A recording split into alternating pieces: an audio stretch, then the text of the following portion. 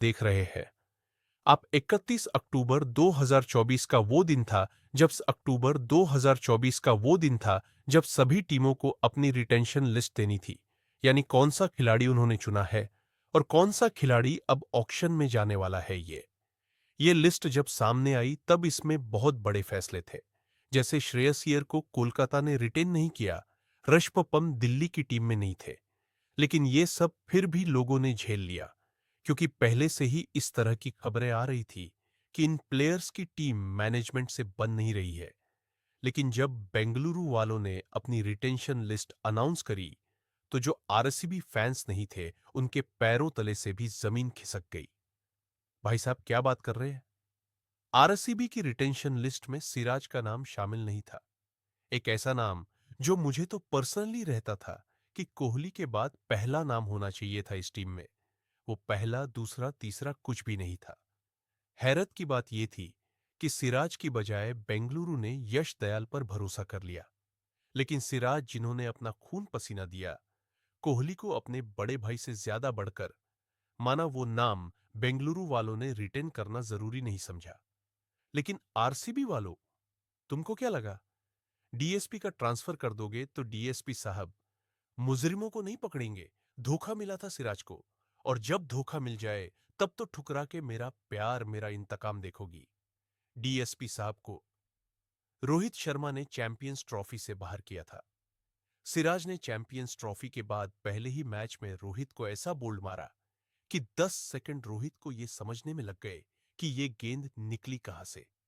यहां पर भी सिराज कोहली को भले ही ना निपटा पाए हो, लेकिन पावर प्ले में उन्होंने आरसीबी को जरूर निपटा दिया और दिखा दिया कि कानून के हाथ वाकई लंबे होते हैं।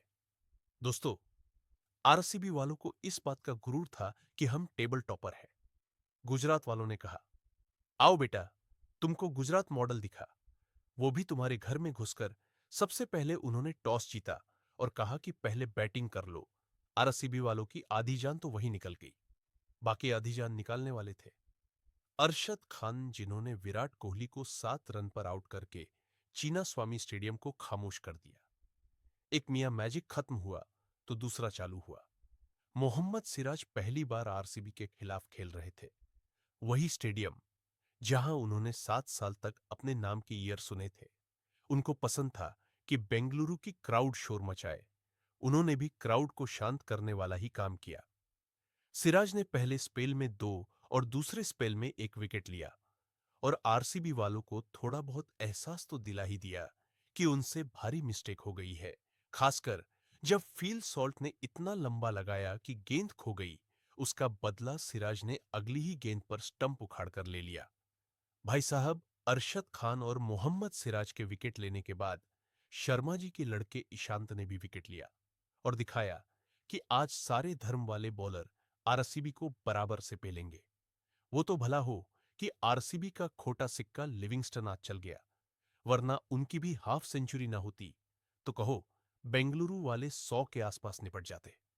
बेंगलुरु ने गुजरात को जीतने के लिए टारगेट 170 का।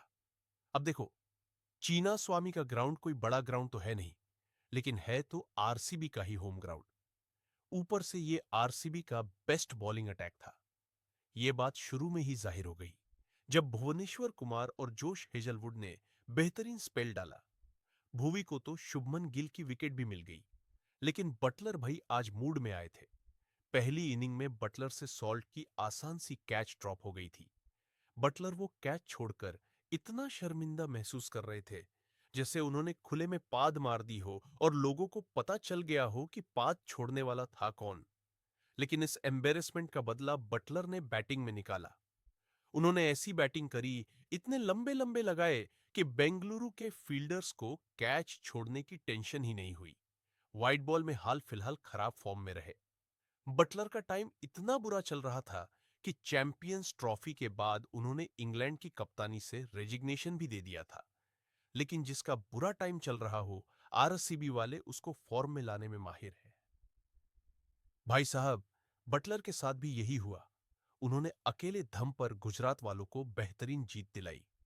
अब हमेशा की तरह आप ना कमेंट बॉक्स में जरा अपनी ओपिनियन जरूर देना और यह बताना कि क्या सिराज ने रोहित शर्मा और विराट कोहली दोनों से बदला पूरा कर लिया है?